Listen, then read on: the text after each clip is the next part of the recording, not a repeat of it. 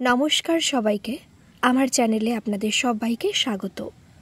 আজকের গল্প লেখক ঐতিহ্য চক্রবর্তীর দিকবদল।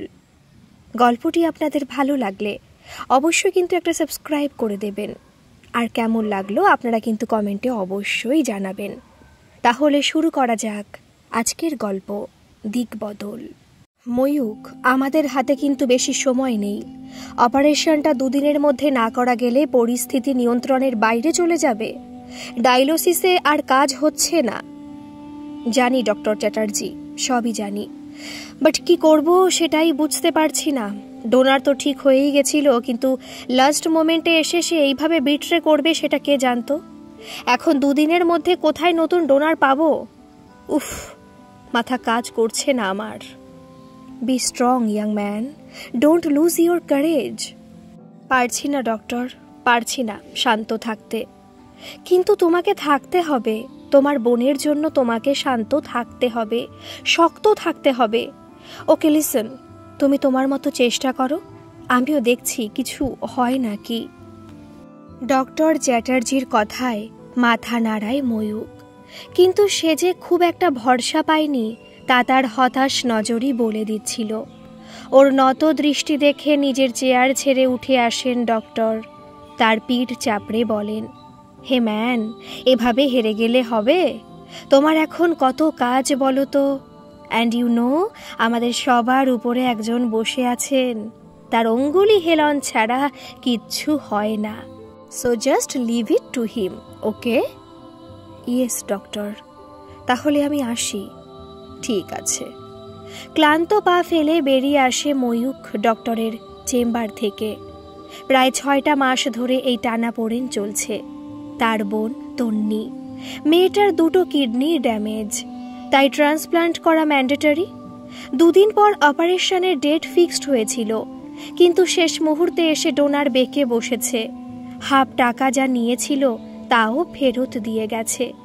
এদিকে অপারেশনটা 2 দিনের মধ্যে না হলে তন্নির লাইফ রিস্ক হয়ে যাবে। ময়ূকের পিসতুত বোন তন্নি, এক মায়ের গর্ভের ভাই বোন না হওয়া সত্ত্বেও তাদের সম্পর্কটা যথেষ্ট গভীর। একসাথে বেড়ে ওঠা, খেলাধুলা, খুনসুটি, কত স্মৃতি ছড়িয়ে রয়েছে তাদের চারপাশের পৃথিবীতে।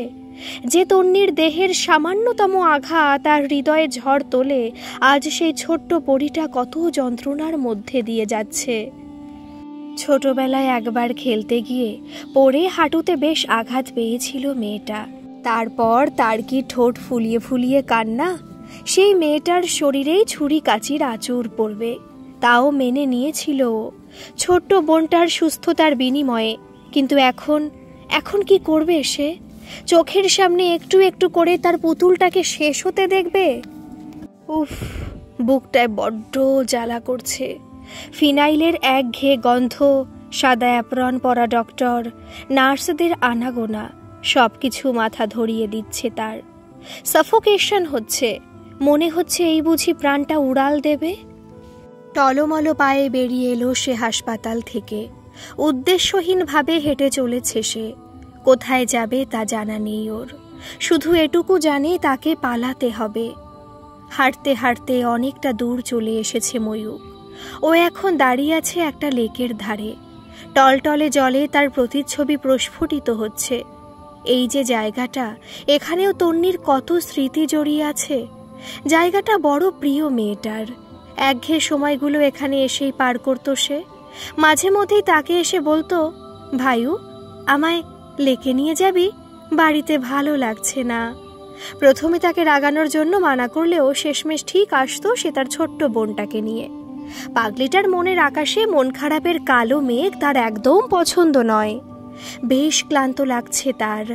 মানসিক শারীরিক 2 দিক দিয়েই অবসন্ন হয়ে পড়েছে সে। কিন্তু তাকে এখন শান্ত থাকতেই হবে। ডক্টর চ্যাটার্জি ঠিকই বলেছেন, এভাবে ভেঙে পড়লে চলবে না। তাই নিজেকে কিছুটা স্বস্তি দিতেই এখানে আসা।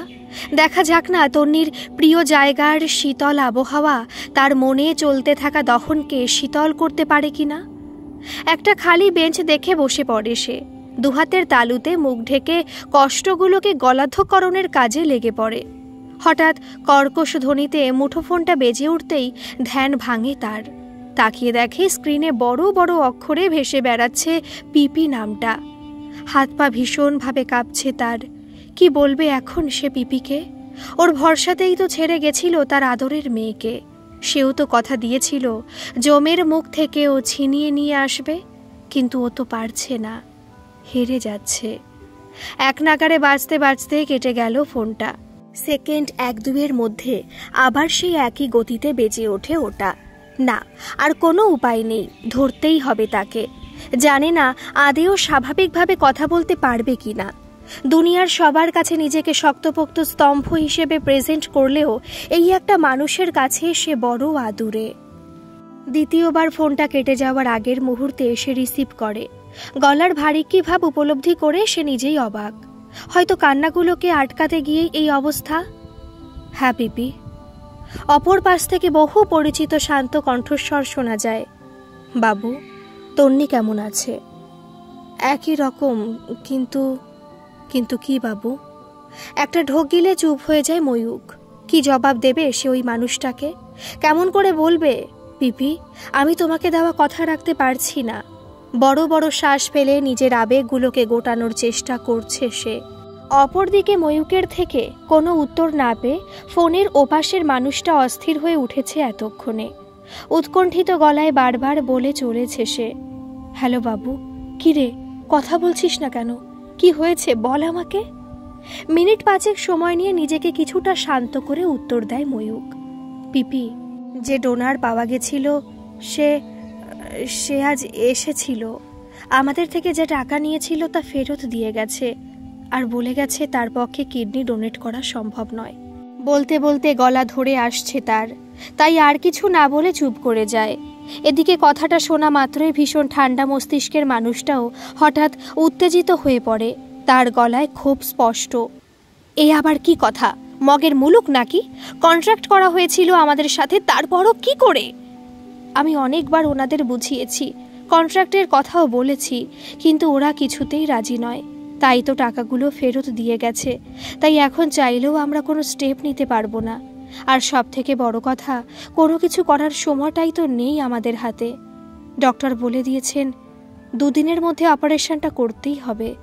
এখন কি করব কিছুই বুঝতে পারছি না পিপি। তার হতাশ কণ্ঠস্বর শুনে নিজেকে কিছুটা শান্ত করে অপর প্রান্তের ব্যক্তিটি। তাকে আশ্বাস দিয়ে বলে, কুল ডাউন বাবু, সব ঠিক হবে, আমি আসছি। আজকে বিকেলের মধ্যেই আমি পৌঁছাচ্ছি। হ্যাঁ পিপি, প্লিজ কাম ব্যাক, কাম সুন। আমি যে বড্ড অসহায় হয়ে পড়েছি। শান্ত হও বাচ্চা, কিচ্ছু হবে না তন্নির। আমরা কিচ্ছু হতে দেব না ওর, ওকে? টুটু শব্দ করে কেটে যায় ফোনটা। এবার কিছুটা হালকা লাগছে তার। ওই মানুষটা তার জীবনে অনেকটা বট বৃক্ষের মতো। তার হারানো মনোবল ফিরে পাওয়ার জন্য ওই মানুষটার সাথী যথেষ্ট।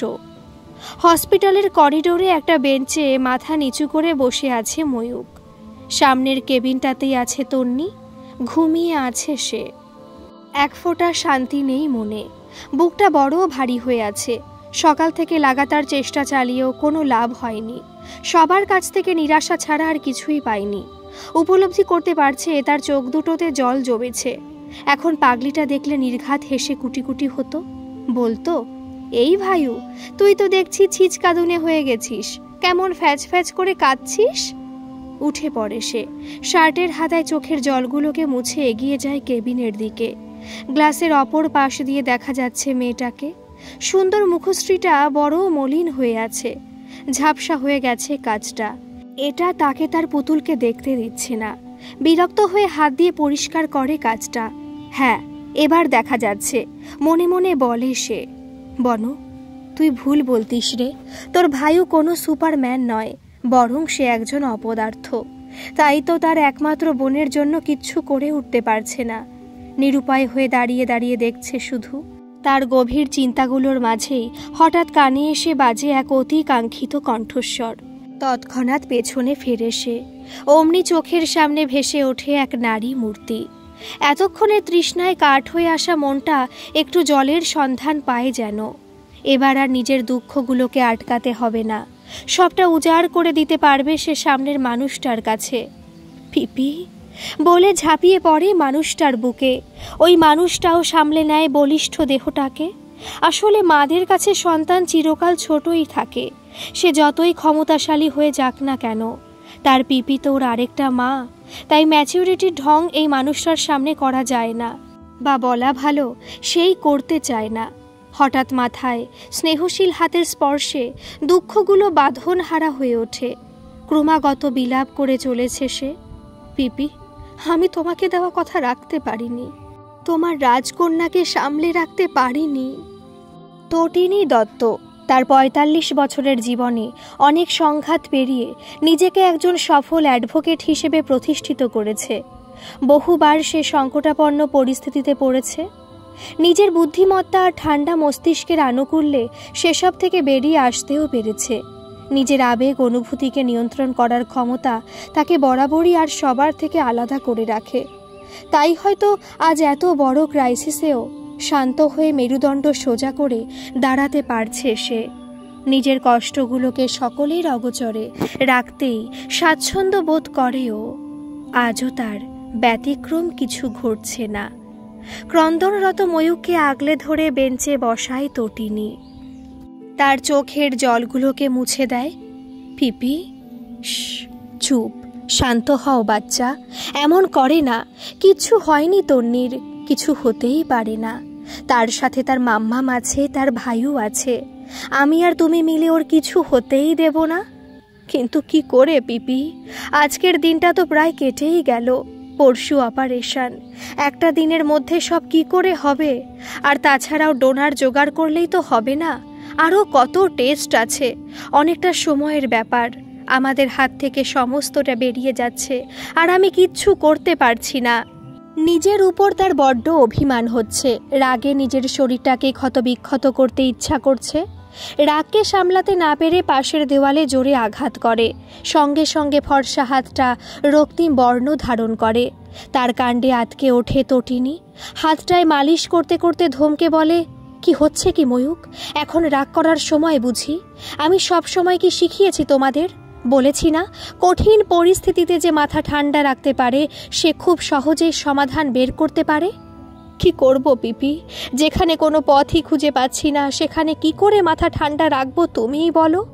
সব রকমের সোর্স কাজে লাগিয়ে ফেলেছি, কিন্তু কিচ্ছু হয়নি। সবার বাস এক কথা, এখন তো নেই, 2 দিন সময় দিন। আরে সময়টাই তো নেই আমাদের হাতে। আর কোনো খোঁজ করতে হবে না, ডোনারের ব্যবস্থা হয়ে গেছে। হয়ে গেছে? সেটা তুমি আমায় এখন বলছো? আচ্ছা ছাড়ো, কোথায় ডোনার? বাচ্চা, তুমি হয়তো ভুলে যাচ্ছ, আমার আর তন্নির ব্লাড গ্রুপ সেম। হ্যাঁ তো, এই 1 মিনিট, কোনোভাবে তুমি কিডনি ডোনেট করার কথা ভাবছো না তো? ভাবছি না। আমার কিডনি আমার মেয়ের শরীরে প্রতিস্থাপিত হবে, অ্যান্ড ইটস ফাইনাল। না না, তা হয় না। কেন হয় না? পিপি, তুমি বুঝতে পারছো না। বনু জানতে পারলে সাংঘাতিক কাণ্ড বাঁধাবে। আগেরবার মনে নেই, সুইসাইড পর্যন্ত করতে গেছিল। অপারেশনের আগে ওকে কিছু না জানালেই তো হলো, আর অপারেশনের পর? তুমি তো চেনো ওকে। হ্যাঁ চিনি, ওকে আমার থেকে বেশি আর কেউ চেনে না। তাই তো বলছি, অপারেশনের পর সব শুনে হয়তো অভিমান করবে। ওর মামামের সাথে রাগ করে কয়েকটা দিন কথা বন্ধ করে দেবে। তবে বেশি দিন পারবে না। দেখো, আমি ওকে ঠিক মানিয়ে নিতে পারবো, ওর অভিমানও ভাঙিয়ে নেব। কিন্তু আমার মেয়েটাকে একটু একটু করে শেষ হতে দেখতে পারবো না। যে কোনো কিছুর বিনিময়ে আমার মেয়েকে আমার কোলে ফেরত চাই, ব্যাস।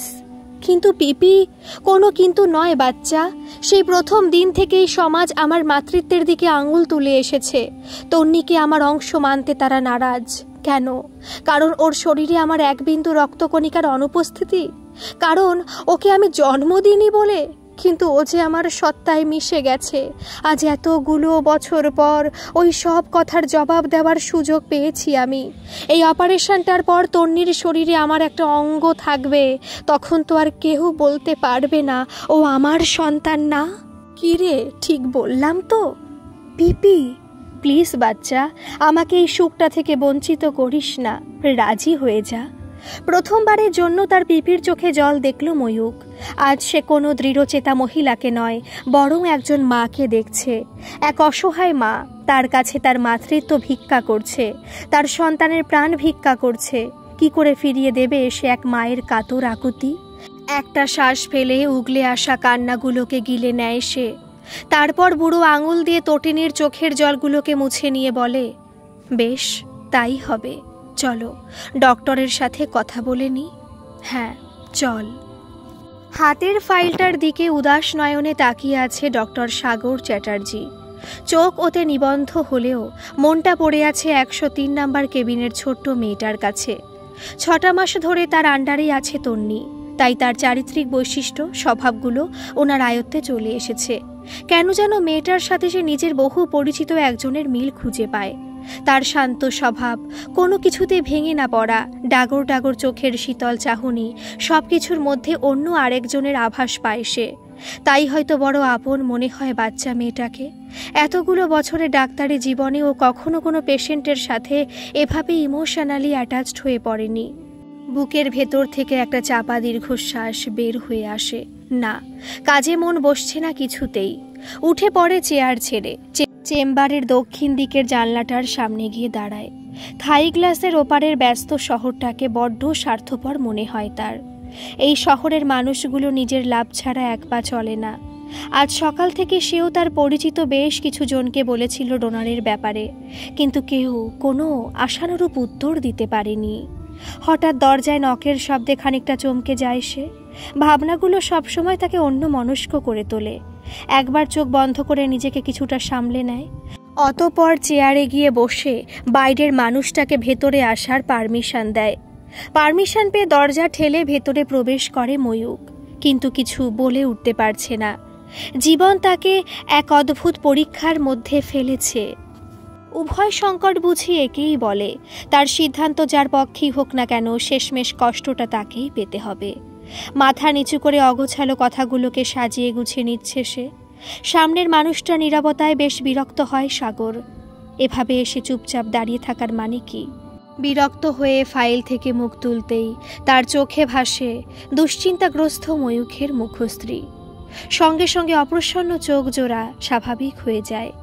এই ছেলেটার ওপর বড় মায়া হয় তার, সেই সাথে বেশ বিস্মিত হয় সে।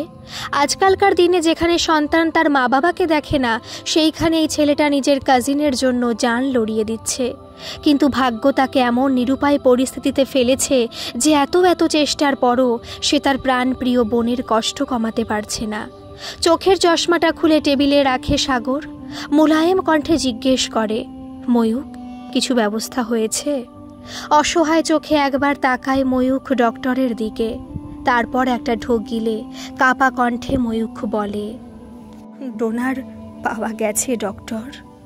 তার কথায় ভ্রু কুঁচকে যায় সাগরের। ডোনার পাওয়ার খবরে তো উৎফুল্ল হওয়ার কথা ছেলেটার, কিন্তু তার চোখে মুখে লেপ্টে আছে হতাশা। এর কারণ কি? এই মুহূর্তে তার ভাবনাগুলোকে ভীষণ অপ্রয়োজনীয় মনে হচ্ছে, তাই ওগুলোকে মাথা থেকে ঝেড়ে ফেলে উত্তেজিত হয়ে বলে, তাই? তা কোথায় ডোনার? ডাকো তাকে, আর দেরি করলে চলবে না। তার কথায় কোনো উত্তর না দিয়ে দরজার দিকে ঘুরে দাঁড়ায় ময়ূক। পিপি, ভেতরে এসো। দরজার দিকে উৎসুক হয়ে তাকিয়ে আছে সাগর। কেন যেন দরজার ওপাশের মানুষটাকে দেখার জন্য মনটা আনচান করছে। এর কারণ জানে না সে। দরজার নব ঘুরিয়ে কেবিনে ঢুকতেই তটিনীর চোখাচোখি হয় সাগরের উৎসুক নজরের সাথে। সঙ্গে সঙ্গে বুকটা ধুক করে ওঠে।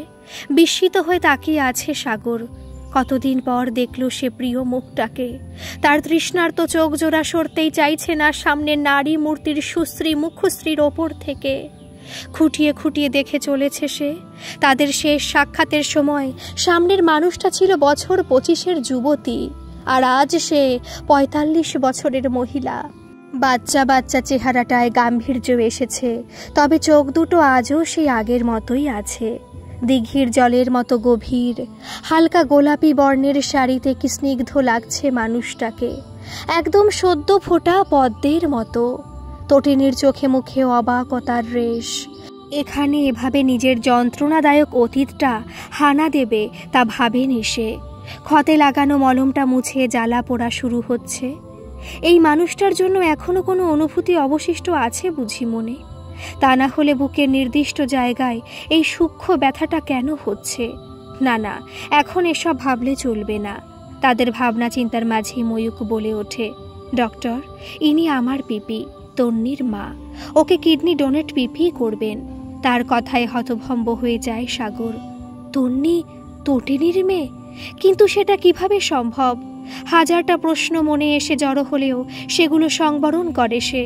এসব ভাবতে বসলে তার ডিউটির সাথে অন্যায় করা হবে। তাই নিজের চিন্তা ভাবনায় সীমানা টেনে ডাক দেয় নার্সকে। তাকে টেস্টের কথা বুঝিয়ে দিয়ে তটিনীকে ওনার সাথে পাঠিয়ে দেয়। তটিনীও একটা স্বস্তির শ্বাস ফেলে বেরিয়ে যায়। ও বেরিয়ে যাওয়ার সঙ্গে সঙ্গেই প্রশ্নেরা ভিড় জমায় সাগরের মনে। সব কিছু কেমন তালগোল পাকিয়ে যাচ্ছে তার জানা মতে তটিনী বিয়ে করেনি, তাহলে তন্নি? আর তন্নি যদি তারই মেয়ে হয় তবে এতদিন একবারও হসপিটালে আসেনি কেন? কি ব্যাপার, হঠাৎ এতদিন পর জরুরি তলব? চেয়ার টেনে বসতে বসতে বলে তটিনী। হার্টবিট ভীষণভাবে বেড়ে গেছে সাগরের।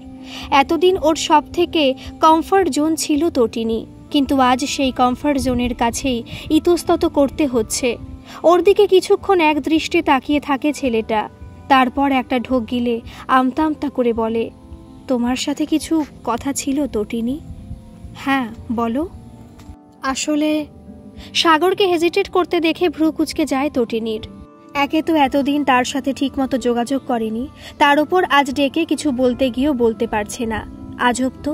টেবিলের ওপর রাখা তার হাতের ওপর নিজের হাতটা রেখে বলে, কি হয়েছে সাগর, এত ইতস্তত করছো কেন, বলো আমায়। মা বাবা আমার বিয়ে ঠিক করেছেন, আর আমিও তাতে মত দিয়েছি। তাই হতভম্ব হয়ে চেয়ে থাকে তটিনী সাগরের মুখ পানে। ধরা হাতটাও এতক্ষণে মুক্ত হয়ে গেছে। কপালে বিন্দু বিন্দু ঘাম জমতে শুরু করেছে। পুরো পৃথিবীটাই ঘুরছে বোধহয়। পরক্ষণে কিছু মনে পড়তে সামলে নেয় সে নিজেকে। হালকা হেসে বলে, তুমি আমার সাথে মজা করছো তাই না?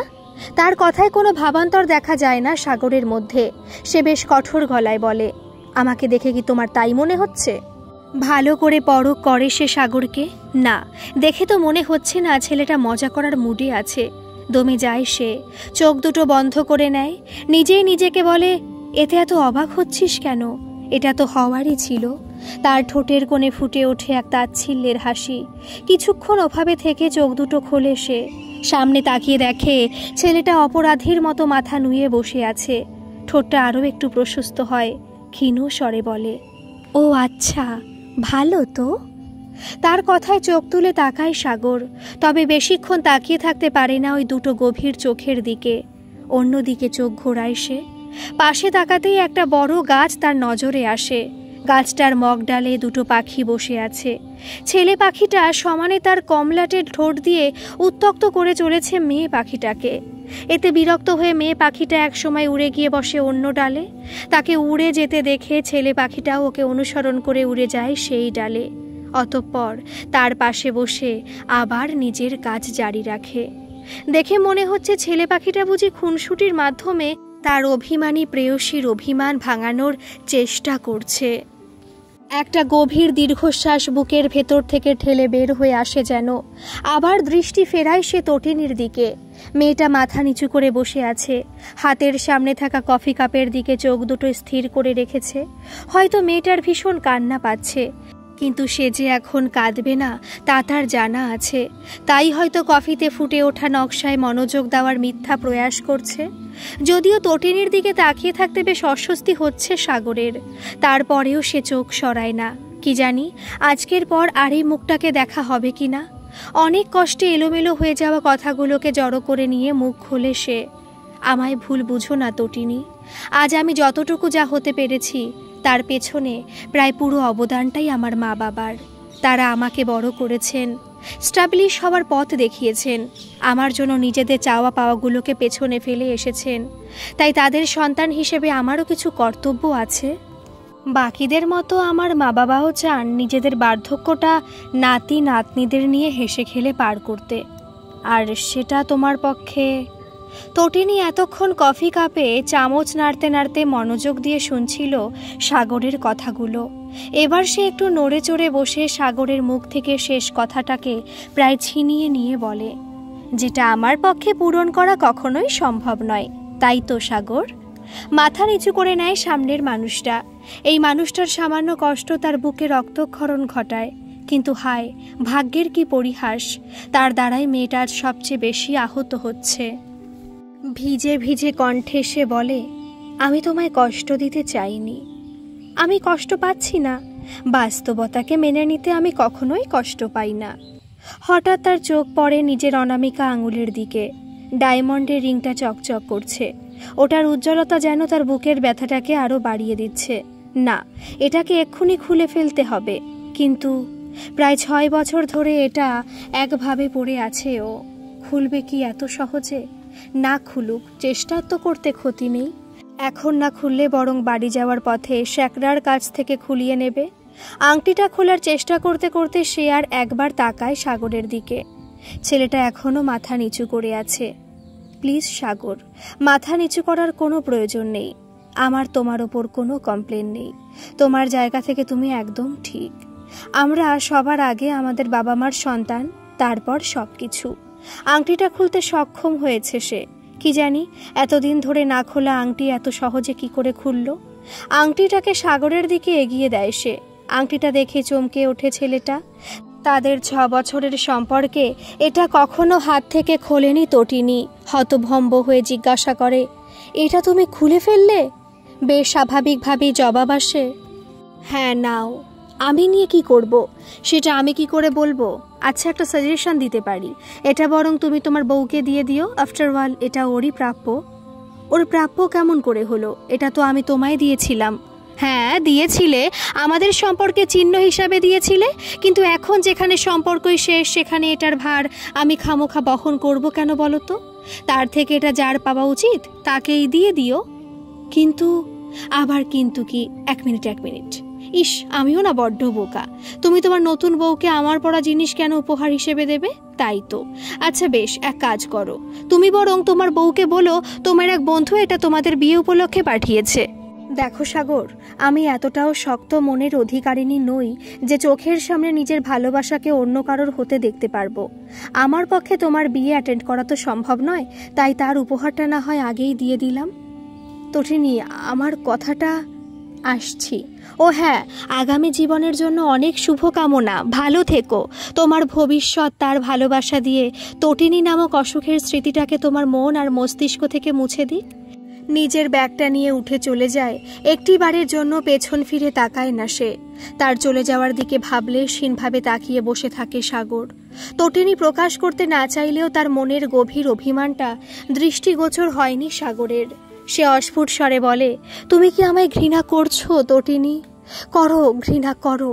আমায় ঘৃণা করে হলেও তুমি অন্য কাউকে আপন করো, এমন কাউকে যে সব বিপদে তোমার ঢাল হয়ে দাঁড়ানোর ক্ষমতা রাখবে, যে তোমার হাতটা সব সময়ের জন্য শক্ত করে ধরে রাখতে পারবে, যার কাছে তুমি এতটা ইম্পর্ট্যান্ট হবে যে তোমার অপূর্ণতাটা তার চোখে ধরাই পড়বে না। ভালো থেকো তটিনী, তোমার যোগ্য মানুষটার সাথে ভালো থেকো। অতীতটা সাগরের কাছে অনেকটা না শুকনো দগদগে ঘায়ের মতো। একটু নাড়াচাড়া লাগতেই যন্ত্রণাগুলো মাথা চাড়া দিয়ে ওঠে, ঠিক যেমন আজ তার চোখের সামনে স্পষ্টভাবে ভেসে বেড়াচ্ছে এক একটা দৃশ্য। সেই সাথে বুকের বাদিককে ছাপিয়ে সারা শরীরে যেন ছড়িয়ে পড়ছে অসহ্য জ্বালা যন্ত্রণাগুলো। হঠাৎ তার মনে হয় চোখ দুটো ঝাপসা হয়ে এসছে। চোখে হাত দিয়ে সামান্য জলের উপস্থিতি টের পায় সে। আচ্ছা, কাঁদছে বুঝিও? কথাটা মাথায় আসতেই তড়িঘড়ি ঢোকে ওয়াশরুমে। হ্যাঁ, ওই তো আয়নায় পরিষ্কার দেখা যাচ্ছে তার চোখে জল জমেছে। বিস্মিত হয়ে তাকিয়ে আছে সে আরশিতে ফুটে ওঠা নিজের প্রতিবিম্বের দিকে। এতগুলো বছর সে একেবারের জন্য কাঁদতে পারেনি। যতবার তার জীবনে ধাক্কা এসেছে সে ততবার ভীষণভাবে চেয়েছে একটু কেঁদে হালকা হতে, কিন্তু কান্নারা তার চোখে ধরা দেয়নি। তবে আজ নিজের অজান্তেই তার দু চোখে বাসা বেঁধেছে তারা। হয়তো এতদিন একটা বিশ্বস্ত ভরসার অভাবেই তার দুঃখরা কান্না হতে পারেনি। আজ হঠাৎ করেই সে ভরসার মানুষটার সন্ধান পেয়ে কান্নাগুলো তাকে না জানিয়ে বেরিয়ে এসেছে। 6 বছরের সম্পর্ক ছিল তাদের। শুরুটা তার দিক থেকেই ছিল। তটিনী বরাবরই ভীষণ শক্ত মনের মানুষ, সহজে পিছলানোর মেয়ে সে নয়। তাই স্বাভাবিকভাবে প্রেমের প্রস্তাব রিজেক্ট করে দিয়েছিল মেয়েটা। কিন্তু সে পিছু ছাড়েনি তার। শেষমেশ প্রায় 1.5 বছরের মাথায় তাকে অ্যাকসেপ্ট করেছিল তটিনী। তারপর থেকেই ওর ভালোবাসা অবাক করেছে সাগরকে। সে কখনো মুখে ফালাও করে প্রকাশ করতো না ভালোবাসাকে, কিন্তু তার প্রতিটা কর্মকাণ্ডে বুঝিয়ে দিত ওর ভালোবাসাটা ঠিক কতটা গভীর। সব ঠিকঠাকই চলছিল, কিন্তু হঠাৎই একদিন কালবৈশাখী ঝড়ে সবটা ওলটপালট হয়ে যায়। তাদের সম্পর্কটা তখন প্রায় 6 বছরে পড়েছে, বিয়েও ঠিক হয়ে গেছে। এর মধ্যেই হঠাৎ বেশ অসুস্থ হয়ে পড়ে তটিনী। হসপিটালাইজড করতে হয়। ডক্টর রিপোর্ট দেখে বলেন ওর ইউটেরাসে একটা টিউমার দেখা যাচ্ছে এবং ওটা বেশ আশঙ্কাজনক, অপারেশন করতেই হবে। বাধ্য হয়ে ওর ফ্যামিলি বন্ডে সাইন করে দেয়। অপারেশন থিয়েটারে ঢোকানো হয় ওকে। প্রায় 3-4 ঘন্টা পর ডক্টর এসে জানান টিউমারটা তারা বাদ দিয়ে দিতে পেরেছেন, তবে ওটাকে বাদ দিতে গিয়ে ইউটেরাসটাকেও বাদ দিতে হয়েছে। অপারেশনটা ওকে সুস্থ করে তুললেও তার থেকে মা হওয়ার ক্ষমতাটা ছিনিয়ে নিয়েছিল। সবটা শুনে সাগরের মনে সুখ দুঃখ দেখা দিলেও সে সেটাকে গুরুত্ব দেয়নি, বরং তটিনীর পাশে সবসময় থাকার চেষ্টা করে এসেছে। প্রায় 3 মাস লাগে তটিনীর পুরোপুরি সুস্থ হতে, কিন্তু সুস্থ হলেও নিজের অপূর্ণতাটার কথা ভেবে অন্তরে অন্তরে ভেঙে পড়ে সে। তবে তার ভেঙে পড়াটা সবার আড়ালে, যদিও সাগরের কাছ থেকে আড়াল করে উঠতে পারেনি মেয়েটা। ও যে তার মন পড়তে পারত, সবটা বুঝতে পেরে সে ইমিডিয়েটলি বিয়েটা সেরে ফেলার সিদ্ধান্ত নেয়।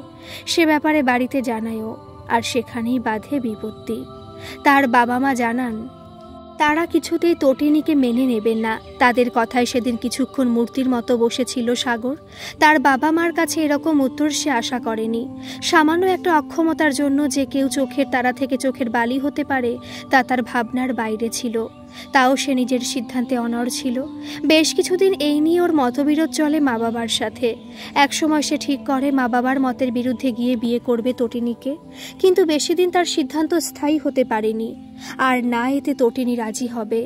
আবার এদিকে তার মা বাবাও যে কখনো তটিনীকে মেনে নেবেন না তাও তার বোঝা হয়ে গেছিল। তাই বিয়ের পর প্রত্যেকটা দিন হয়তো মেয়েটার বিষাক্তভাবে কাটবে, কারণ সে খুব ভালো করে চেনে তটিনীকে। সে অন্যদের হয়ে যতটা প্রতিবাদী, নিজের জন্য ঠিক ততটাই সহনশীল। আর তাছাড়াও তার সাথে 6 বছরের সম্পর্কের দরুন ওর মা বাবার সাথে যথেষ্ট ঘনিষ্ঠতা হয়ে গেছে মেয়েটার। নিজের ভালোবাসার মানুষদের আগলে রাখতে পারে তটিনী, তাই তার পক্ষে ওদের আচরণের প্রতিবাদ করে আঘাত করা কোনোভাবেই সম্ভব নয়। ফলে প্রতিনিয়ত তার আত্মসম্মান আহত হবে। আর তার মতো আত্মাভিমানী মেয়ের জন্য নিজের আত্মসম্মান হারিয়ে বেঁচে থাকা মৃত্যুর সমান। সে চায়নি নিজের ভালোবাসাকে এমন একটা জীবন দিতে, তাই সেদিন সবটা ভেবে নিজের সাথে বেইমানি করার সিদ্ধান্ত নিয়েছিল সে। ও কথা দিয়েছিল মেয়েটাকে জীবনের শেষ রাত পর্যন্ত সে তার সাথে থাকবে, কিন্তু তপ্ত অপরাহ্নে কাঠফাটা রোদের মধ্যে মেয়েটাকে একা ফেলে পালিয়ে আসতে হয়েছিল ওকে। খানিকটা বাধ্য হই। ওই দিনটার পর থেকে সে নিজেই নিজেকে ভীষণভাবে ঘৃণা করে। নিজেদের স্বর্ণালী দিনের স্মৃতিগুলো আজও তার জীবনে প্রাপ্তি হয়ে রয়েছে। একটা মুহূর্তের জন্য ওগুলোকে সে বাদ দিতে পারেনি। বুকের মধ্যে যেন মনে হচ্ছে কেউ 2 মণ ভারী ইট চাপিয়ে রেখেছে। টেবিলে মাথা ঠেকিয়ে ময়ূখের বলা কথাগুলো ভাবছে সে। তটিনী বেরিয়ে যাওয়ার পর নিজের কৌতূহলকে না দমাতে পেরেই সে ময়ূকের কাছ থেকে তন্নি তটিনীর সম্পর্কের ব্যাপারে জানতে চায়। ব্যাপারগুলো অত্যন্ত ব্যক্তিগত হলেও সে চায়নি তার পিপি সম্বন্ধে কেউ ভুল ধারণা পোষণ করুক, তাই সবটাই শেয়ার করে। ময়ূখের কাছ থেকেও জানতে পারে তাদের সম্পর্কটা শেষ হওয়ার পরই তটিনী একটু একটু করে ডিপ্রেশনে যেতে থাকে। প্রচণ্ড কঠোর মনের মেয়েটাকেও প্রায় 1 বছরের মতো ডিপ্রেশন গ্রাস করে নিয়েছিল। আর সেই ডিপ্রেশন থেকেই তাকে বের করে নিয়ে এসেছিল তন্নি। সেদিন খানিকটা জোর করেই তটিনীকে নিয়ে ওর দাদা বৌদি ঘুরতে বেরিয়েছিল। সারাদিন মোটামুটি আনন্দ করে ফেরার পথে হঠাৎ তাদের গাড়ির সামনে একটা বাচ্চা মেয়ে এসে পড়ে।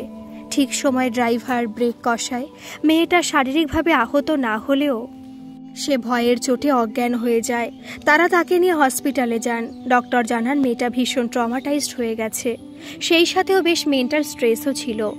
একটা গোটা রাত বাচ্চা মেয়েটা সেন্সলেস ছিল। পরের দিন দুপুরের দিকে তার জ্ঞান ফিরলেও সে কোনো রিয়্যাক্ট করেনি, এমনকি টু শব্দও করেনি। তাই তার পরিচয় সম্পর্কে কিছুই জেনে উঠতে পারেনি তারা। শেষমেশ মেয়েটাকে তাদের সাথে নিয়ে যাওয়ার সিদ্ধান্তে আসে তারা। টানা 1 মাস তটিনীর যত্নে মেয়েটা সুস্থ হয়ে ওঠে। আর এই 1টা মাস মেয়েটাকে বুকে জড়িয়ে তটিনীও পায় বেঁচে থাকার নতুন অবলম্বন। মেয়েটা সুস্থ হলে তারা জানতে পারে সম্পত্তির জন্য ওর মা বাবাকে খুন করা হয়েছে, আর সে নৃশংস কাজটা করেছে তারই নিজের কাকা কাকিমা। ওদেরকে মেরে বাচ্চাটাকে বেঁচে দেওয়ার প্ল্যান ছিল তাদের, কিন্তু সে কোনো রকমে সেদিন সেখান থেকে পালিয়ে আসতে পেরেছিল। সবটা শুনে গা গুলিয়ে উঠেছিল তটিনীর বাড়ির প্রত্যেকটা সদস্যের। শুধুমাত্র কয়েকটা টাকার জন্য নিজের রক্তের সম্পর্কের সাথে এভাবে স্বার্থপরতা করা যায়? এতটা হিংস্র কি করে হতে পারে কোনো মানুষ? তটিনী ঠিক করে ফেলে সে বাচ্চাটার মৃত মা বাবাকে ন্যায় বিচার পাওয়াবেই। ওর আগে থেকে ডিগ্রি নেওয়া ছিল, একজন অ্যাডভোকেটের সেক্রেটারি হিসেবে বেশ কিছুদিন কাজ করলেও নিজে তখনও পর্যন্ত কেস লড়েনি। ওই বাচ্চাটাই ছিল তার প্রথম ক্লায়েন্ট। প্রায় মাসখানেক লড়াই করে সে শাস্তি দিয়েছিল ওই নৃশংস মানুষগুলোকে। পিতৃমাতৃহীন ছোট্ট মেয়েটার মায়ায় জড়িয়ে গেছিল তটিনী, তাই তাকে নিজের পরিচয় বড় করার সিদ্ধান্ত নেয় সে। নিজের নামের সাথে মিলিয়ে বাচ্চাটার নতুন নাম রাখে তন্নি। সবটা শুনে তটিনীর প্রতি তার ভালোবাসা শ্রদ্ধাগুলো কয়েক গুণ বেড়ে গেল যেন। সেই সাথে নিজের প্রতি করুণাও হচ্ছে তার। এই বাচ্চার জন্যই তাকে ছাড়তে হয়েছিল নিজের ভালোবাসাকে, কিন্তু ভাগ্য তাকে বাবা ডাক না শুনতে দিলেও তটিনী ঠিকই মা হয়ে উঠেছে, মাতৃত্বের স্বাদ পেয়েছে। মা বাবার পছন্দ করা মেয়েকে বিয়ে করেছিল সাগর, তবে অনেক চেষ্টা করেও তাকে ভালোবেসে উঠতে পারেনি। তার মনের আকাশ তটিনী ছাড়া আর কোনো তারাকে স্থান দিতে নারাজ। কিন্তু দীর্ঘ 1.5 বছর একসাথে থাকার দরুন একটা টান তৈরি হয়েছিল। সেটাকে ঠিক কী নামে অভিহিত করা উচিত তা জানা নেই সাগরের। মায়া নাকি মোহ, যাই হোক না কেন সেই মোহর বশবর্তী হয়ে কাছাকাছি আসে তারা। ফলস্বরূপ ওর অংশ এসেছিল তার স্ত্রী নেহার গর্ভে, কিন্তু নেহা ছিল অত্যন্ত উচ্চাকাঙ্ক্ষী। সে তখনই সন্তান ক্যারি করে নিজের ডান্সিং ক্যারিয়ার নষ্ট করতে রাজি ছিল না, তাই কাউকে না জানিয়েই অ্যাবর্শন করিয়ে নেয়। তবে সত্যি যে বেশি দিন চাপা থাকে না, এই সত্যিও লুকিয়ে রাখতে পারেনি নেহা। সাগরের হাতে মেডিকেল ডকুমেন্ট পড়ে যায়, ব্যাস সব জানাজানি হয়ে গেল। এরপর থেকে শুরু হয় কলহ, যার শেষটা হয় কোর্ট রুমে। তাদের ছাড়াছাড়ির পর ওর বাবা মা বেশ কিছুবার চেষ্টা চরিত্র করেছিল তার আবার বিয়ে দেওয়ার, কিন্তু সেই আর ওপথ মারায়নি, কারণ ওর বোঝা হয়ে গিয়েছিল আর কারোর সাথে বৈবাহিক সম্পর্কে ভালো থাকতে পারবে না ও। আসলে সে তার পাশে তটিনী ব্যতীত অন্য কাউকে কল্পনাতেও আনতে পারে না। অভিনয় করে কয়েকটা বছর হয়তো চলা যায়, কিন্তু সারা জীবন কাটানোটা তো দুষ্কর। তাছাড়াও সে নিজের অশান্তিময় জীবনে আর একটা নিরাপরাধ জীবনকে জড়িয়ে নতুন বোঝা ঘাড়ে চাপাতে চায়নি। কিন্তু তা বলে সে কখনো তটিনীর জীবনে ফিরে যাওয়ার চেষ্টা করেনি। ওর মনে হয়েছিল মেয়েটা হয়তো অনেক কষ্টে নিজেকে একটু একটু করে সামলাতে শুরু করেছে। ওই মুহূর্তে পুনরায় তার সামনে গিয়ে দাঁড়িয়ে দ্বিতীয়বারের জন্য তাকে ভেঙে গুড়িয়ে দিতে ইচ্ছা করেনি ওর। তটিনীকে তটিনীর মতো ভালো থাকতে দিতে চেয়েছিল সে, আর নিজেকে অগোছালো জীবন সেটা তো সে নিজের ইচ্ছাতেই বেছে নিয়েছিল। হঠাৎ দরজায় নকের শব্দ হওয়ায় খানিকটা কেঁপে ওঠে সে। চোখে মুখে জল ছিটিয়ে নিজেকে সামলে ওয়াশরুম থেকে বের হয়ে আসে সাগর। চেয়ারে গা এলিয়ে দিয়ে বাইরের ব্যক্তিটিকে ভেতরে আসার পারমিশন দেয়। কিছুতেই কনসেন্ট্রেট কাজে করা যাচ্ছে না। নিজের অতীতে করা কিছু চরম ভুল সমানে তাড়া করে নিয়ে বেড়াচ্ছে তাকে। না চাইতেও জীবনের জটিল হিসেব নিকাশ থেকে মুক্তি মিলছে না। নার্সের ডাকে তার হুঁশ আসে। স্যার? হ্যাঁ, কিছু বলছিলেন আপনি? স্যার, তটিনী ম্যামের রিপোর্টগুলো। ও দিন। নীল ফাইলে মোড়ানো রিপোর্টে চোখ বোলাতে বোলাতে নার্সকে উদ্দেশ্য করে জিজ্ঞেস করে সে, উনি কোথায়? কে স্যার? মিস দত্তা। ম্যাম তো চলে গেছেন। চলে গেছেন? হ্যাঁ, ওই ভিজিটিং আওয়ার্স তো শেষ, তাই বাইরে থেকে তন্নিকে একবার দেখে উনি চলে গেছেন। তার কথা শুনেই ফাইলটা কপালে ছুঁয়ে অস্পষ্ট স্বরে বলে, ও আচ্ছা ঠিক আছে, আপনি এখন আসুন। নার্স বেরিয়ে যেতেই ফাইলটাকে চোখের ওপর থেকে নামায় সে। চোখ মুখে লেপ্টে থাকা না পাওয়ার অভিব্যক্তিটা যেন আরও কয়েক গুণ বেড়ে গেছে। ঠোঁটে ফুটে ওঠা হাসিটা যেন কষ্টের বহিঃপ্রকাশ। রিপোর্টের ফ্রন্ট পেজে ইংলিশ অক্ষরে লেখা তটিনী দত্ত, এই নামটার ওপর একবার হাত বুলিয়ে নেয় সাগর। এভাবেই যেন তটিনীকে স্পর্শ করার ইচ্ছেটা পূরণ হচ্ছে তার। আমি জানতাম তুমি চলে যাবে, আমার সামনে পড়ার কোনো ইচ্ছে নেই তোমার। আচ্ছা তটিনী, আমার মতোই তোমার অন্তরটাও ছারখার হয়ে যাচ্ছে না? দেখো তো, আবারও তোমার যন্ত্রণার কারণ হয়ে গেলাম, কিন্তু এবার আমি ইচ্ছে করে কিছু করিনি, বিশ্বাস করো। তোমার সামনে গিয়ে তোমার কষ্টগুলোকে বাড়িয়ে দিতে চাইনি আমি। তারপরও ভাগ্য আমাকে... তবে তুমি চিন্তা করো না, তোমার রাস্তায় আমি কখনো আসবো না। তন্নি সুস্থ হয়ে যাওয়ার পর আর কখনো দেখাও হবে না আমাদের। নিজের ভালোবাসা দিয়ে তো আগলে রাখতে পারিনি আমি তোমায়, তবে নিজেকে তোমার থেকে দূরে রেখে কিছুটা হলেও তোমার কষ্টগুলোকে কমাতে তো পারবো। ঘড়িটা ঢং ঢং শব্দে জানান দিল সময় 7টার ঘরে পৌঁছেছে। কাছে পিঠের ঘরগুলোতে সন্ধ্যা বাতি পড়ছে, শঙ্খধ্বনি শোনা যাচ্ছে। আজ কোনো পূর্ণিমা আছে হয়তো। ওই যে আকাশে কি সুন্দর গোল চাঁদ উঠেছে, সে চাঁদের আলোই তটিনীর ঘরের জানলা দিয়ে ঢুকে মেঝেতে গড়াগড়ি খাচ্ছে। এই আলো ব্যতীত অন্য কোনো ইলেকট্রনিক লাইটের দেখা মিলছে না ঘরটায়। ঘুটঘুটে ঘরটাকে আলোকিত করছে চাঁদের এক ফালি আলো। বেশ রোমান্টিক না ব্যাপারটা? তটিনী ব্যালকনিতে রাখা বেতের চেয়ারটা এলিয়ে বসে আছে। কোলের উপর উল্টো করে রাখা আছে শেষের কবিতা বইটা। সামনের টেবিলে রাখা কফিটা অবহেলায় পড়ে থাকতে থাকতে জুড়িয়ে গেছে। বাগানের সারি সারি নারকেল গাছের খাঁজকাটা পাতায় তার দু চোখের অবিচল দৃষ্টি গিয়ে পড়েছে। কাছাকাছি হয়তো কোথাও কোনো অনুষ্ঠান চলছে, সেখান থেকে রবীন্দ্রসঙ্গীতের বেশ জোরালো আওয়াজ কানে এসে ঠেকছে। ও যে মানে না মানা। ঈষৎ শীতল বাতাস, সেই সাথে বাগান থেকে আসা বেলি, জুই, চাপার মিষ্টি ঘ্রাণ, সব মিলিয়ে মন ভালো করার মতোই পরিবেশটা। কিন্তু তাও বুকে জমা সূক্ষ্ম ব্যথাটা থেকে রেহাই পাচ্ছে না তটিনী। সেই বিকেল থেকে এই পুরনো ব্যথাটা অতিষ্ঠ করে তুলছে তাকে। জীবনের সবচেয়ে সংকটকালীন মুহূর্তে তাকে এভাবে তার জটিল অতীতের সম্মুখীন হতে হবে তা সে কল্পনাতেও ভাবেনি। প্রায় 1 বছর ধরে কলকাতায় না থাকায় তন্নি ডক্টরের সাথে কথা হয়নি ওর। ময়ূখের কাছ থেকে জেনেছিল ডক্টর চ্যাটার্জি বলে কারোর আন্ডারে আছে তন্নি। সে তার মেয়ের চিকিৎসার ব্যাপারে ময়ূখকে যথেষ্ট বিশ্বাস করে। ছেলেটাকে যে সে নিজে হাতে বড় করেছে, আর তাছাড়াও ছোটবেলা থেকে ময়ূখ তন্নিকে নিজের বোনের মতোই গাইড করে এসেছে, তাই ওর ওপর ভরসা না রাখার কোনো প্রশ্নই আসে না। সেই সূত্রেই ডক্টরের পরিচয় জানা হয়নি ওর। এতদিন তাদের ফ্যামিলি বিজনেসটা তটিনী দাদা শতদ্রুই সামলে এসেছে, কিন্তু 1.5 বছর আগে হঠাৎ অসুস্থ হয়ে পড়ে সে। ডক্টর জানিয়ে দেন এখন তাকে সম্পূর্ণভাবে বাড়িতে থাকতে হবে, কোনো রকম টেনশন নেওয়া যাবে না। কাজেই বিজনেস থেকে বিরতি নিয়ে নিতে হয় তাকে। এদিকে সদ্য কলেজের গণ্ডি পার করা ময়ূখ বিজনেস সামলাতে নাজেহাল, তাই বাধ্য হয়ে তটিনীকে নিজের ওকালতির পাশাপাশি বিজনেসেও ইনভলভড হতে হয়। কলকাতার ব্রাঞ্চটা সামলে উঠতে না উঠতেই পুনের ব্রাঞ্চে বড়সড় কারচুপি চোখে পড়ে তার। বাধ্য হয়ে তাকে পুনে পাড়ি দিতে হয়। এদিকে তার যাওয়ার মাস 2-এর মধ্যেই তন্নি অসুস্থ হয়ে পড়ে। প্রথম 4-5 মাস বেশ কিছু ডক্টর চেঞ্জ করেও লাভ হয় না, কেউই তার প্রবলেম বুঝতে পারছিল না। শেষমেশ সাগরের কথা শুনে ময়ূখ তন্নিকে তার কাছে নিয়ে যায়। সাগরী রোগের কিনারা করে। টেস্টে আসে মেয়েটার 2টো কিডনি নষ্ট। ডায়ালিসিসে কয়েকটা দিন চললেও কিডনি ট্রান্সপ্লান্ট করতেই হবে।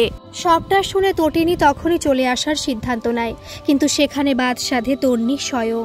তার ভাষ্য মতে সে ছোটবেলা থেকে তার মাম্মামকে একজন মারাত্মক কর্তব্যপরায়ণ মানুষ হিসেবে চেনে, যে কোনোভাবেই তার কাজের সাথে কম্প্রোমাইজ করে না।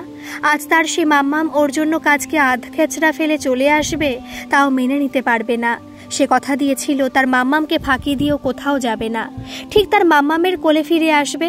মেয়েটাও একদম তার মতোই হয়েছে। ওইটুকু মেয়ের কি অপরিসীম মনোবল! এত কষ্ট সহ্য করছে, কিন্তু মুখে সবসময় হাসি লেগেই আছে। সবুজের সমারোহে একটু শান্তি খোঁজার প্রয়াস করছে তটিনী। প্রকৃতি তার বরাবরই ভীষণ প্রিয়, তাই তো সুনির্মল বাবু বাড়ির সামনের খোলা জায়গাটাকে বাহারি গাছে সাজিয়েছিলেন, যাতে তার ছোট্ট মেয়েটা ঘুম থেকে উঠে সবুজ মাখতে পারে। তটিনী মাঝে মধ্যে প্রশ্ন করে প্রকৃতিকে, আচ্ছা, মানুষ কেন তোমার মতো করে ভালোবাসতে পারে না? মানুষকে ভালোবেসে এত কষ্ট কেন পেতে হয়? এত কষ্ট জেনেও মানুষ সে ভালোবাসা পাওয়ার জন্যই কেন মরিয়া হয়ে ওঠে? এতগুলো প্রশ্নের উত্তর স্বরূপ প্রশ্নগুলোই ফিরে আসে তার কাছে। চোখ দুটো বন্ধ করে নেয় সে। সঙ্গে সঙ্গে ভেসে ওঠে সাগরের মুখশ্রী। আজ বড় জোর মিনিট 2 তাকিয়েছিল সে সাগরের দিকে।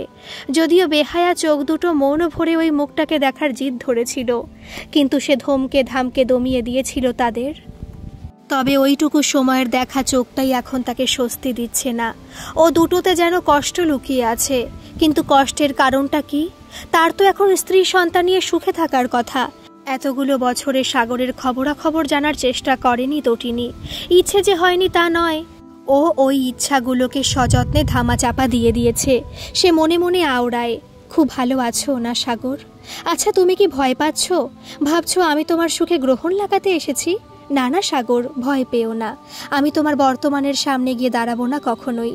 চিরকাল আমার প্রার্থনায় তোমার ভালো থাকাটাই ছিল, আছে, আর ভবিষ্যতেও থাকবে। একটা দীর্ঘশ্বাস ফেলে চেয়ার ছেড়ে উঠে যায় সে। কারুকার্য করা লোহার রেলিংটাকে আঁকড়ে দাঁড়ায়। উদাসী চোখ দুটো তার সন্ধ্যার বেগুনি আকাশে ঘুরে ফিরে বেড়াচ্ছে। ভীষণ মৃদু স্বরে সে বলে, আমার তোমার ওপর কোনো অভিযোগ নেই সাগর, বরং কৃতজ্ঞতা আছে। তুমি আমায় না ছাড়লে হয়তো আমি তন্নিকে পেতাম না। এখন শুধু একটাই চাওয়া, আমার ছোট্ট হাসি খুশি মেয়েটা যেন আমার বুকে ফিরে আসে। তুমি যেমন তোমার স্ত্রী সন্তান নিয়ে ভালো আছো, তেমন ভালো যে আমিও আমার তন্নিটাকে নিয়ে থাকতে চাই। দেখতে দেখতে দুটো দিন কিভাবে যেন কেটে গেল। এই দুদিনে তটিনী তন্নির সাথে দেখা করে গেছে, তবে তাকে ওর কিডনি ডোনেট করার ব্যাপারে কিছুই জানতে দেয়নি। একবারের জন্য সাগর আর তটিনী মুখোমুখি হয়নি এ দুদিনে। ওরা দুজনই এই ব্যাপারে যথেষ্ট সতর্ক হয়ে চলাফেরা করেছে। তবে আজ আর আড়ালে থাকা যাবে না, আজই সেই দিন। তন্নি আর তটিনীর অপারেশন আজকে। ময়ূক ভেতরে ভেতরে নার্ভাস হয়ে থাকলেও বাইরে থেকে নিজেকে স্বাভাবিক দেখানোর চেষ্টা করছে। সকাল থেকে দৌড়াদৌড়ি করতে হচ্ছে তাকে, তাই টেনশনে গা ভাসানোর সুযোগটাই পাচ্ছে না সে।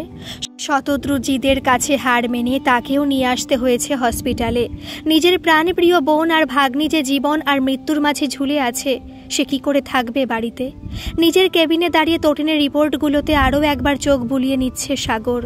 নার্স এসে জানালেন অপারেশন থিয়েটারে তৈরি, তটিনীকেও নিয়ে যাওয়া হয়েছে। জীবনের সবচেয়ে বড় পরীক্ষা দিতে চলেছে সে। এই পৃথিবীর সবচেয়ে অসহায় মানুষটা হয়তো ও। আজ কেন যেন মনে হচ্ছে ডাক্তারি পেশাটা বেছে নেওয়া ঠিক হয়নি। অন্য কোনো পেশায় গেলে তো আর আজকের দিনটা দেখতে হতো না। না, এসব ভাবলে চলবে না। তটিনী আর তন্নি দুজনেই তার পেশেন্ট, আর সে তাদের ডক্টর। তাই তাকে নিজের আবেগকে নিয়ন্ত্রণ করে কাজকে আপন করতে হবে। তটিনীকে তো কষ্ট ছাড়ার কিছুই দিতে পারেনি সে। তাই এবার যখন তার সুখের কারিগর হওয়ার সুযোগ হয়েছে, তখন সে কিছুতেই সেই সুযোগটাকে হাতছাড়া করবে না। মাথা থেকে সব দুশ্চিন্তাগুলোকে ঝেড়ে ফেলে ও পা বাড়ায় ওটির দিকে। ওটির বাইরে ময়ূক সহ তটিনীর বাড়ির সদস্যদের দুশ্চিন্তাগ্রস্ত মুখশ্রীর সম্মুখীন হয় সে। চোখের ইশারায় ময়ূককে ভরসা দিয়ে ও ঢুকে যায় অপারেশন থিয়েটারে। এখনও অ্যানাস্থেশিয়া করা হয়নি। মুখটা অন্যদিকে ঘুরিয়ে রেখেছে তটিনী। ইঞ্জেকশনটা পুশ করতে গিয়ে থমকে যায় সাগর। এই মেয়েটার জন্য অনুভূতিটা সেই 20 বছর আগের মতোই রয়েছে, এক বিন্দুও পরিবর্তন হয়নি। হঠাৎই মনে হচ্ছে তার হাত দুটো ভীষণভাবে কাঁপছে, ঠিক যেমন ওই মেয়েটার বন্ধ চোখের পাতা দুটো তিরতির করে কাঁপছে। সে কেমন করে কাটাছেঁড়া করবে নিজের ভালোবাসার শরীরে? বুকটা যে তার ভারী হয়ে আসছে। হঠাৎ চোখ খুলে তার দিকে সরাসরি তাকায় তটিনী। সে চোখের ভাষায় হাজারো আকুতি দেখতে পায় সাগর। না, নিজের জন্য নয়, নিজের মেয়ের জন্য। চোখ বন্ধ করে আশ্বস্ত করে সে তাকে। তার ভরসা পেয়ে হালকা হাসি ফোটে তটিনীর ঠোঁটের কোণে। সে হাসিতে এক আলাদাই শক্তি আছে। এই যে তার মনের বলটাকে সহস্রগুণ বাড়িয়ে দিল মুহূর্তেই। ইঞ্জেকশনটা পুশ করে দেয় সে। কিছুক্ষণের মধ্যে নিস্তেজ হয়ে যায় মেয়েটা। ব্লাড ঝুলিয়ে দেওয়া হয়েছে। অক্সিজেন লেভেল চেক করে শুরু হয় অপারেশন। ছুরি কাচির মৃদু আওয়াজে মুখরিত হয়ে আছে গোটা ওটিটা। আবেগ অনুভূতিগুলো সংরক্ষিত করে রেখে ছুরি কাচির খেলায় মেতে উঠেছে সাগর। ভীষণ সুনিপুণ হাতে নিজের কাজ করে চলেছে সে। যদিও মাঝে মাঝে রক্তে ভেজা তুলোগুলো তাকে ডিস্ট্র্যাক্ট করার চেষ্টা করছে ভীষণভাবে। প্রায় ঘন্টা তিনেকের অক্লান্ত পরিশ্রমের শেষে অপারেশনটা সাকসেসফুল হয়। তটিনী বিপদ মুক্ত। তার ব্লাড প্রেশার আর অক্সিজেন লেভেল মোটামুটি নর্মাল। আরেকবার সব রিচেক করে স্বস্তির শ্বাস ফেলে সাগর। এই মেয়ের কোনো ক্ষতি হলে যে বেঁচে থেকেও মৃত্যুর স্বাদ পেতে হতো তাকে, তবে নিজের সাকসেস সেলিব্রেট করার সুযোগ নেই তার হাতে। এর মধ্যে সম্ভবত তন্নিকে ওটিতে ঢোকানো হয়ে গেছে। এবার যে তাকে তার কথা রাখতে যেতে হবে। তটিনীর দিকে এক নজর তাকিয়ে মনে মনে বলে সে, এবার আমি আমার প্রতিশ্রুতিটা ঠিক রক্ষা করব। দেখো, শুধু তোমার জন্য নয়, ওই বাচ্চা মেয়েটার মায়ায় যে আমিও জড়িয়ে গেছি। ধীরে সুস্থে অপারেশন থিয়েটার থেকে বের হয়ে আসে সাগর। তাকে দেখেই ময়ূক ছুটে আসে। এখানে সে ব্যতীত আর কেউ নেই। হয়তো অসুস্থ বাবাকে রেস্ট নিতে পাঠিয়েছে ময়ূক। যদিও এতে সুবিধাই হয়েছে সাগরের জন্য, কারণ তাকে দেখে যদি শতদ্রু চিনতে পারে তাহলে নিশ্চিত রিয়্যাক্ট করবে। আর তন্নির অপারেশনের আগে এমন কিছু চাইছে না সে। ময়ূক তার কাছে এসে উত্তেজিত কণ্ঠে বলে ওঠে, ডক্টর, পিপি? অপারেশন সাকসেসফুল হয়েছে। আর পিপি? হ্যাঁ, উনিও ঠিক আছেন, জ্ঞান নেই ওনার, তবে আশা করছি তাড়াতাড়ি চলে আসবে। আমাকে এখন যেতে হবে। তন্নি ঠিক হয়ে যাবে তো ডক্টর? আমি আমার সবটা দিয়ে চেষ্টা করব তন্নিকে সুস্থ করার। Thank you. ময়ূখের কাঁধ চাপড়ে পা বাড়ায় সে দ্বিতীয় যুদ্ধের ময়দানের উদ্দেশ্যে। বেশ সফলভাবেই তন্নির শরীরে তটিনীর কিডনি প্রতিস্থাপিত করা গেছে। মা আর মেয়ে দুজনে বিপদমুক্ত এখন, যদিও তন্নির জ্ঞান এখনো ফেরেনি, আর তটিনীর জ্ঞান ফিরলেও সে বেশিক্ষণ কারোর সাথে কথা বলতে পারেনি। অতিরিক্ত দুর্বলতার কারণে তাকে ঘুমের ইঞ্জেকশন দেওয়া হয়েছে। সে এখন ঘুমোচ্ছে। ময়ূখ তন্নির কেবিনের সামনের বেঞ্চে হাতে মুখ গুজে বসে আছে। তার মাথায় এখন হাজারটা চিন্তা ঘুরছে। তন্নির জ্ঞান ফিরলেই তার পিপির কথা জিজ্ঞেস করবে। কি বলবে তখন? পিপির পক্ষে এখন তন্নির সাথে দেখা করাও সম্ভব না, আর সবটা জানলে তন্নি হাইপার হয়ে পড়বে, যেটা এখন ওর শরীরের পক্ষে সবচেয়ে ক্ষতিকারক। আগের বারের কথা ভাবতেই তার চোখে মুখে আতঙ্ক ফুটে ওঠে। তন্নির কিডনি ট্রান্সপ্লান্ট করতে হবে শুনেই তটিনী নিজেই কিডনি ডোনেট করার সিদ্ধান্ত জানায়। বাড়ির মোটামুটি সবাই তটিনীর প্রতিটা সিদ্ধান্ত বিনা তর্কে মেনে নিতে অভ্যস্ত, তাই মত না থাকা সত্ত্বেও তারা কিছু বলতে পারছিল না। কিন্তু সে খবর তন্নির কাছে পৌঁছতে বিপত্তি বাধে। সবটা শুনে সে প্রথমে তার মামামকে বারণ করে, কিন্তু তটিনী তার কথা না শুনে নিজের সিদ্ধান্তে অনড় থাকলে সে মেয়ে সুইসাইড অ্যাটেম্প্ট করে নেয়। বাধ্য হয়ে তখন তটিনীকে তার সিদ্ধান্ত বদলাতে হয়। উফ, মাথা কাজ করছে না। এসব ভাবনার মধ্যে নার্স এসে জানায় জ্ঞান ফিরেছে তন্নির, এখন সে তার সাথে দেখা করতে পারে। ধীর পায়ে সে প্রবেশ করে তন্নির কেবিনে। মেয়েটাকে ভীষণ ক্লান্ত দেখাচ্ছে, চোখ দুটো বন্ধ করে রেখেছে সে। বেডের পাশে রাখা টুলটায় বসে ময়ূখ তন্নির মাথায় হাত রাখে। সঙ্গে সঙ্গে চোখ খুলে তাকায় সে। ঠোঁটে তার দুর্বল হাসি। তার হাসি দেখে ময়ূখও হালকা হেসে জিজ্ঞেস করে, শরীর কেমন আছে বনু? কোথাও ব্যথা করছে? আমি ঠিক আছি ভাইউ, তাড়াতাড়ি সুস্থ হয়ে যা বনু, তোকে ছাড়া বাড়িটা বড় ফাঁকা ফাঁকা লাগে। তন্নি ঠোঁটের হাসিটা আরেকটু প্রশস্ত হয়। হাসি মুখে একবার চোখ বোলায় সে গোটা কেবিনে। তারপর ভ্রুজোড়াকে কুঁচকে নিয়ে প্রশ্ন করে, মাম্মাম কোথায় ভাইউ? ব্যাস, ময়ূখের ঠোঁটের হাসিটা মিলিয়ে গেল মুহূর্তেই। এই ভয়টাই সে পাচ্ছিল। এবার কি বলবে সে? হালকা ঘাম জমেছে তার কপালে। তাকে চুপ থাকতে দেখে আবার জিজ্ঞেস করে তন্নি, কি হলো ভাইউ, বলো না, মাম্মাম কোথায়? অপারেশনের আগেও তো দেখলাম না। হালকা ঢোক গিলে উত্তর দেয় সে, পিপির একটা জরুরি কাজ পড়ে গেছে তাই। তার কথায় বেশ শীতল চোখে তাকায় তন্নি। তারপর শান্ত কণ্ঠে বলে, ভাইউ, যা পারো না তা করতে যাও কেন বলো তো? মানে হলো তুমি আমার সামনে মিথ্যেটা ঠিক মতো বলতে পারো না, কিন্তু এখন তুমি তারই বৃথা প্রয়াস করছো। আমি মিথ্যে বলছি না বনু, পিপি সত্যি। তাকে আটকে দিয়ে তন্নি বলে ওঠে, প্লিজ ভাইউ, সত্যি করে বলো তো, কোথায় আমার মাম্মাম? মাথা নিচু করে বসে থাকে ময়ূখ। তাকে চুপ থাকতে দেখে এবার বেশ অস্থির হয়ে ওঠে তন্নি। এই ভাইউ, আমার মাম্মাম ঠিক আছে তো? 1 মিনিট, আমাকে কিডনি কে ডোনেট করেছে? উফ, কেন চুপ করে আছো তুমি, বলো না। হসপিটাল কক্ষটা হঠাৎই ভীষণ জমাট বাঁধা গুমোট অনুভূতিতে পরিপূর্ণ হয়ে উঠেছে। কেমন যেন দম বন্ধকর সমস্তটা। এখানে উপস্থিত দুটো মানুষের মনের ভাব দুরকমের। একজন নিজের মাম্মামের খবর জানার জন্য অস্থির, আর একজন তার ছোট্ট বোনটার সুস্থতার চিন্তায় অস্থির। মোট কথা পরিবেশটা অস্থিরতাময়। হঠাৎই ভীষণ উত্তেজিত হয়ে পড়ে মেয়েটা। পাশের স্ক্রিনে দৃশ্যমান হার্টবিটের রেখাটা প্রচণ্ড দ্রুত গতিতে চলতে শুরু করেছে। তাকে এমন করতে দেখে ময়ূখের অস্থিরতাও বেড়ে যায়। সাগর তাকে বারবার সতর্ক করে দিয়ে গেছে, সামান্যতম উত্তেজনাও এখন তন্নির জন্য ক্ষতিকারক।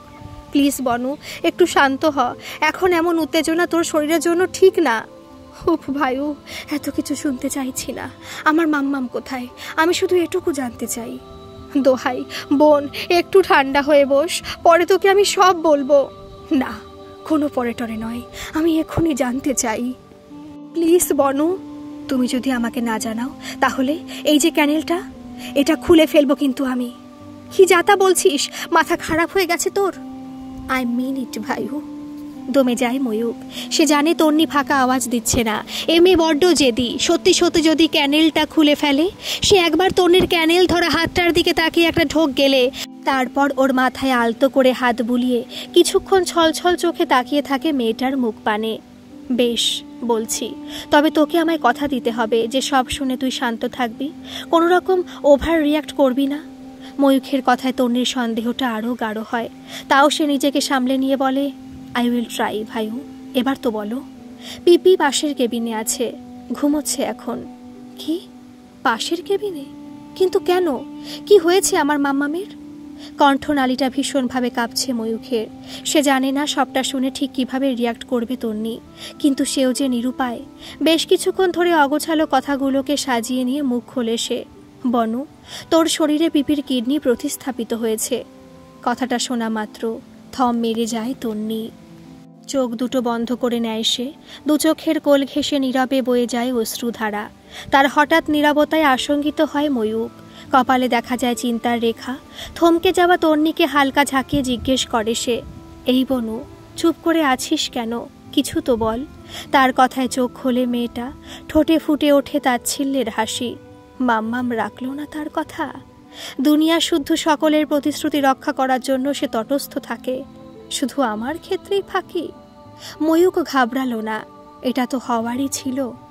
মেয়েটা যে বড্ড অভিমানী। স্নেহের সাথে তন্নির মাথায় হাত বুলিয়ে দিতে থাকে সে। বিশ্বাস কর বনু, পরিস্থিতিটাই এমন ছিল। যার ডোনেট করার কথা ছিল সে দুদিন আগে এসে জানালো তার পক্ষে কিডনি ডোনেট করা সম্ভব নয়। কন্ট্রাক্টের কথা বলতেই সে টাকা ফিরিয়ে দিয়ে গেল। এদিকে ডক্টর পরিষ্কার জানিয়ে দিয়েছেন অপারেশনটা দুদিনের মধ্যেই করতে হবে। সব মিলিয়ে দিশেহারা পরিস্থিতি। পিপির সেদিনই ফেরার কথা ছিল, তাই সোজা সে পৌঁছয় হসপিটালে। সবকিছু জেনে নিজেই ডোনেট করার সিদ্ধান্ত নেয়। আর ওই পরিস্থিতিতে আমিও হাজার চেয়েও না করতে পারিনি। কি করে মানা করতাম বল? এক মা যে আমার কাছে তার সন্তানের প্রাণ ভিক্ষা করছিল। যশোদা মা আমার কাছে এসে তার সন্তানকে নিজের অঙ্গ দিয়ে অংশ বানানোর আর্জি জানাচ্ছিল। সে আর্জি আমি কেমন করে ফেলে দিই? কথাগুলো বলতে বলতে গলার স্বরটা ভারী হয়ে আসছে ক্রমশ। উপরের শক্তপোক্ত খোলসটা আর ধরে রাখা যাচ্ছে না, কিন্তু কাদাও তো যাবে না, তাই থেমে যায় সে। তার মনের অবস্থা বেশ বুঝতে পারে তন্নি। ভাইউ যে তার বড় প্রিয়, ঠিক তেমনি সে আর তার মামামও ভাইউর ভীষণ প্রিয়। একটা শ্বাস ফেলে কষ্টগুলোকে গিলে নেয় সে। ক্যারিল ধরা হাতটা অনেকক্ষণ আগেই ছুটে গেছে। এখন সে হাতটাই রাখেও ময়ূখের বিষণ্ণ হাতের ওপর। ভরসা দিতে চাইছে হয়তো। তার হাতের ছোঁয়ায় কিছুটা ধাতস্থ হয় ছেলেটা। তন্নির চোখে চোখ রেখে জোর করে ঠোঁটে হাসি ফোটানোর চেষ্টা করে। ওকে স্বাভাবিক হতে দেখে স্বস্তির শ্বাস ফেলে তন্নি। তারপর শীতল গলায় বলে, আমার মাম্মাম সত্যি ঠিক আছে তো ভাইউ? নাকি এটাও? ময়ূক বুঝতে পারে কি বলতে চাইছে তন্নি, তাই তার কথাটাকে সম্পূর্ণ হতে দেয় না সে। পিপি ঠিক আছে, তবে কিছুটা দুর্বল, তাই তাকে ঘুমের ইঞ্জেকশন দেওয়া হয়েছে। ও, তা মাম্মামের সাথে দেখা করা যাবে না?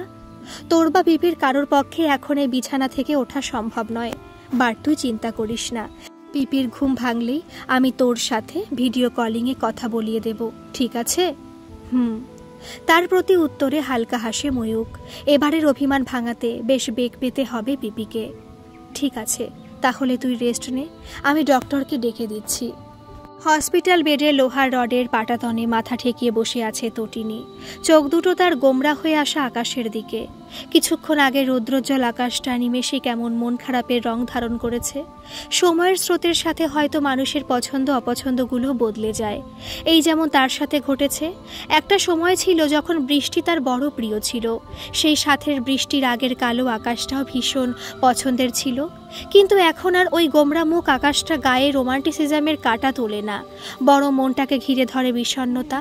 এমনিতেই তার জীবনে বিষণ্ণতার শেষ নেই, তাই আকাশের মন খারাপের কালো রং গায়ে মাখতে আর ভালো লাগে না আজকাল। দুপুরের দিকে ময়ূক তার সাথে তন্নির কথা বলিয়েছিল। কথাগুলো যদিও তার তরফ থেকে ছিল, মেয়েটা অভিমানে মুখ ফুলিয়ে রেখেছিল পুরো সময়টা ধরে। তবে ময়ূখের মাধ্যমে তার যত্ন নিতে ভোলেনি। আনমনি হেসে ফেলে সে। তার ছোট্ট মেয়েটা কেমন বড়দের মতো আচরণ করতে শিখে গেছে। খুট করে শব্দ হয় দরজায়। কেবিনে কেউ প্রবেশ করেছে, হয়তো কোনো নার্স হবে। চোখ ঘুরিয়ে দেখতে ইচ্ছে হয় না তার। মানুষটা তার শিওরে এসে দাঁড়িয়েছে। বহু পরিচিত একটা পারফিউমের ঘ্রাণ নাকে এসে ঠেকছে। এই ঘ্রাণ যে ভোলার নয়। কেমন এক ঘোরের মধ্যে চলে গেছে তটিনী। নিজের অজান্তেই মানুষটার দিকে মুখ ফেরায় সে। সঙ্গে সঙ্গে দু চোখে ভেসে ওঠে এক চিরপরিচিত মুখ। মানুষটার বয়স হয়তো 50-এর দোরগোড়ায় গিয়ে পৌঁছেছে, কিন্তু তাকে দেখতে বেশি বুড়োটে লাগছে। নিজের যত্ন নেয় না নাকি আজকাল? না, এই মানুষটা তার জন্য নিষিদ্ধ। তাকে এভাবে দেখার অধিকার যে নেই ওর। কিন্তু ওই যে নিষিদ্ধ জিনিসগুলোর প্রতি মানুষের আগ্রহ বেশি থাকে, তাই হয়তো চোখ দুটো কোনো নীতিবাক্য শুনতে নারাজ আজ। অনেক কষ্ট নিজের দৃষ্টিকে সংযত করে সে। আমার চেক আপ তো হয়ে গেছে, তাহলে? তার হঠাৎ কথা বলায় খানিক চমকে ওঠে সাগর। এতক্ষণ ধরে মোহিত হয়ে দেখে চলেছিল সে সামনের হসপিটাল ড্রেস পরিহিতা মানুষটাকে। খুব একটা পরিবর্তন হয়নি মানুষটা, সে আগের মতোই আছে, সতেজ সরল প্রাণবন্ত, ঘোর নিশীত আকাশে উজ্জ্বল ধ্রুবতারাটার মতো। তটিনীর উৎসুক মুখভঙ্গি দেখে নিজেকে কিঞ্চিত সামলে নেয় সে। আমি এখন চেক আপের জন্য আসিনি তটিনী, আর না এসেছি ডক্টর সাগর চ্যাটার্জি হয়ে। তাহলে? থমকে যেতে হয় সাগরকে। এই কণ্ঠস্বরটা তাকে বরাবর টালমাটাল পরিস্থিতিতে ফেলে, ভীষণভাবে এলোমেলো করে দেয় তাকে। এই যেমন এখন তার সাজানো গোছানো কথাগুলো সব অগোছালো হয়ে পড়েছে, তাও নিজেকে ধাতস্থ করে সে। আসলে আসলে কি সাগর? আবার থেমে যায় সে। না, এই মেয়ে তাকে অগোছালো করার পণ করেছে। কোনো প্রত্যুত্তর না পেয়ে অবাক হয় না তটিনী। এ লোকের বয়স বাড়লেও স্বভাবটা বদলায়নি, এখনও তার কথায় কেমন ভড়কে যায়। ক্ষমা চাইতে এসেছো সাগর? সারা জীবন আগলে রাখার প্রতিশ্রুতি দিয়ে হঠাৎ গ্রীষ্মের দাবদাহের মধ্যে ফেলে চলে যাওয়ার জন্য? নাকি 20 বছর পর আবার অতীতটা মুখোমুখি হওয়ার অপরাধ বোধগুলো জেগে বসেছে? বাট ক্ষমার প্রশ্নটা আসছেই না, কেন জানো? কারণ আমি ভালো আছি, আর সেই ভালো থাকাটা জুড়ে তন্নি আছে। তবে হ্যাঁ, এক সময় ছিল যখন আমি ভীষণভাবে খারাপ ছিলাম। একটা সম্পর্কে 6-6টা বছর থাকার পর হঠাৎ বিচ্ছেদে খারাপ থাকাটা গরমকালের বিকেলের কালবৈশাখীর মতোই স্বাভাবিক। আর আমার জীবনের সেই খারাপ থাকাটা জুড়ে তুমি ছিলে, কিন্তু তারপরও আমার তোমার ওপর কোনো অভিযোগ নেই, কারণ তুমি আমার হাত ছেড়েছিলে বলেই আমি তন্নিকে পেয়েছিলাম। সুতরাং যেখানে অভিযোগই নেই সেখানে ক্ষমা শব্দটাই আসার কথা না। তাই তুমি নিশ্চিন্তে থাকতে পারো, আমি আমার তন্নিকে নিয়ে ভালো ছিলাম, আছি, আর ভবিষ্যতেও থাকবো। আর তুমিও তোমার সংসার নিয়ে ভালো থেকো। এটুকু বলে থামে তটিনী। জিভটা তার জড়িয়ে যাচ্ছে, খুব কান্না পাচ্ছে তার। সে ইমোশনের ওপর নিজের কন্ট্রোল হারাচ্ছে ক্রমশ। চোখের জলগুলোকে লোকানোর আশায় অন্যদিকে মুখ ফেরায় সে। এতক্ষণের ঘাবড়ানোর মুখশ্রীতে আলতো হাসি ফোটে। সত্যি বদলায়নি মানুষটা। গম্ভীর মুখভঙ্গিতে কথা বললেও ছেলে মানুষই এখনো যায়নি। এই যে মুখে বলছে অভিযোগ নেই, কিন্তু প্রতিটা কথায় অভিমান নিংড়ে বেরোচ্ছে। আচ্ছা, কি বলল তখন? সংসার? ও, তাহলে ওর মনে হচ্ছে সংসারটা বেশ ভালোই চলছে। না, তার ভুল ভাঙাবে না সে। এমনিতে সাগর তটিনীর জীবনে একটা অন্ধকার অধ্যায়ের নাম, তাই আর কোনো মতেই সে ওই মানুষটাকে নিজের জীবনের সাথে জড়াবে না। যদিও খুব একটা ভুল বলেনি তটিনী, সত্যিই তো ভালোই চলছে সংসার, তার আর দুঃখ নামক সঙ্গিনীর সংসার। হালকা তাচ্ছিল্যের হাসি ফোটে সাগরের ঠোঁটে। আমি ক্ষমা চাইতে আসিনি। ভ্রু কুঁচকে যায় তটিনীর। তবে কি কোনো অনুতপ্ততাও নেই? মানে আমি চাই না তুমি আমায় ক্ষমা করো। ক্ষমা তো ভুলের হয়, কিন্তু আমি যা করেছি তা অন্যায়। আমি কখনোই চাইব না ক্ষমা করে দিয়ে তুমি আমার অন্যায়কে ভুলে পরিণত করো। তপ্ত শ্বাস বের হয়ে আসে তটিনীর অন্তর থেকে, সেই মুগ্ধতায় ঘিরে ফেলার মতো কথাবার্তা। কিন্তু এগুলোতে যে আর সে প্রভাবিত হয় না, তাই বেশ স্বাভাবিকভাবেই বলে, তাহলে কেন এসেছো? একটা নতুন প্রতিশ্রুতি দিতে। প্রতিশ্রুতি? হ্যাঁ, তবে এবারেরটা আমি জীবন দিয়েও রাখবো। আমার মাথা ধরেছে সাগর, বেশি সময় নেব না আমি। যা বলবে তাড়াতাড়ি বলো। তোমার হাতটা ধরতে পারি? এই একটা কথা নড়বড়ে করে দেয় শক্তপোক্ত তটিনীকে। কিন্তু আবেগে ভেসে যাওয়ার বয়স তো তার নয়, তাই মনটা মানুষটার স্পর্শ পাওয়ার জন্য আকুল হলেও মুখে সে বলে না। খুব একটা অবাক হয় না সাগর। নিজের বেয়ারা ইচ্ছাগুলোকে সামলে নেয় সে। বেশ, ধরছি না হাত। হ্যাঁ, সত্যি তো, সে অধিকার নেই আমার। প্লিজ সাগর, আমার ভালো লাগছে না এসব। ঠিক আছে, আমি কাজের কথায় আসছি। তটিনী, জানি বিশ্বাস করবে না, তাও বলছি, আমি সত্যি তোমায় ভালোবাসায় যত্নে আদরে আগলে রাখতে চেয়েছিলাম। কিন্তু আফসোস, তোমার জীবনের সবচেয়ে খারাপ সময় আমায় তোমার হাতটা ছেড়ে দিতে হয়েছিল। সব ধরনের সুখ দিয়ে তোমার কোলকে ভরিয়ে দিতে চেয়েছিলাম, কিন্তু আমি সব সময়ের জন্য তোমার কষ্টের কারণ হয়েছি। এবারেও তাই হলাম। তবে কথা দিলাম এটাই শেষ, আর কখনো তোমার সামনে দাঁড়িয়ে তোমার কষ্টগুলোকে বাড়িয়ে দিতে আসবো না। আমার কথা শেষ হয়নি তটিনী। কিছুক্ষণের জন্য নীরব হয়ে যায় সাগর। জানে না কেন নিজের সিদ্ধান্ত জানাতে তার এত কষ্ট হচ্ছে। তবে কি মানুষটার সংস্পর্শে আসার স্বাদ জেগেছিল আবার? কিন্তু কিছু স্বাদকে যে শুধু স্বাদেই থাকতে হয়। আমি আজই চলে যাচ্ছি এই হসপিটাল ছেড়ে। হতবাক হয়ে তাকিয়ে আছে তটিনী। সাগরের কথাটা সে ঠিক ধরতে পারেনি এখনো। অবাক তটিনীকে দেখে সাগরের ঠোঁটের হাসিটা আরও একটু চওড়া হয়। চিন্তা নেই, তন্নির চেক আপের ব্যাপারে কোনো অসুবিধা হবে না। আমি আমার এক বন্ধুর কাছে ওকে হ্যান্ডওভার করেছি। আমার জন্য এসব করার কোনো প্রয়োজন ছিল না সাগর, প্লিজ এটা করো না। আমি নিজের জন্য করছি এটা তটিনী। চুপ হয়ে যায় তটিনী। সত্যি আর কিছু বলার নেই তার। হয়তো সাগর নিজের সংসার বাঁচাতে তার সংসর্গ থেকে দূরে সরতে চাইছে, তাই নীরবে মুখ ফিরিয়ে নেয় সে। একটা গভীর দীর্ঘশ্বাস বের হয় সাগরের অন্তর থেকে। আরও একটু এগিয়ে যায় সে তটিনীর দিকে। আমি তো চলেই যাব, তবে শেষবারের মতো ভীষণ জানতে ইচ্ছা করছে, আমায় এখনো ভালোবাসো তটিনী? তার কথায় ভীষণ শীতল দৃষ্টিতে তাকায় তটিনী। এ চোখ একসময় অনেক না বলা কথা বুঝিয়ে দিত সাগরকে, কিন্তু আজ সবই ধোঁয়াশা। আমার ভালোবাসাটা ওইসব মহিরুহ গাছের শিকড়ের মতো, যার তল পাওয়া যায় না। সেজন্য হয়তো 20 বছরের বিচ্ছেদের পরও ভালোবাসাকে ছিঁড়ে ফেলতে পারিনি। তবে সেই ভালোবাসাকে আমি কখনোই নিজের অবলম্বন বানাতে চাইনি, আর না ভবিষ্যতে চাইব। না না তটিনী, সেই ভালোবাসা তোমাকে ডিজার্ভ করে না। যে ভালোবাসা তোমার সবচেয়ে খারাপ সময় অবলম্বন করতে পারেনি, সে ভালোবাসা কখনোই তোমার ভালো মুহূর্তে অবলম্বন হওয়া ডিজার্ভ করে না। ভালো থেকো, আসছি। তটিনীর দুচোখ বেয়ে গড়িয়ে যায় অশ্রুধারা। সে জল আড়াল হয় না সাগরের থেকে। এই মানুষটার চোখের জলগুলো তাকে বড্ড পোড়ায়, কিন্তু সব থেকে প্যাথেটিক ব্যাপার হলো সেই হয় ওই অশ্রুগুলোর কারণ। নিঃশব্দে বেরিয়ে যায় সে হসপিটাল কক্ষ থেকে। আর তটিনী তার উদাস মনকে পুনরায় ব্যস্ত করে মন খারাপের আকাশ দেখায়। চিরাচরিত রীতি অনুযায়ী তটিনীরা চিরকাল সাগরের বক্ষে এসে বিলীন হলেও এই তটিনী তার দিক পরিবর্তন করে নিজের পথ নিজেই আবিষ্কার করেছে। আত্মাভিমানী তটিনীরা হয়তো এভাবেই কোনো সাগরের মুখাপেক্ষী হয়ে না থেকে দিক পরিবর্তন করে অন্য খাতে বয়ে চলে।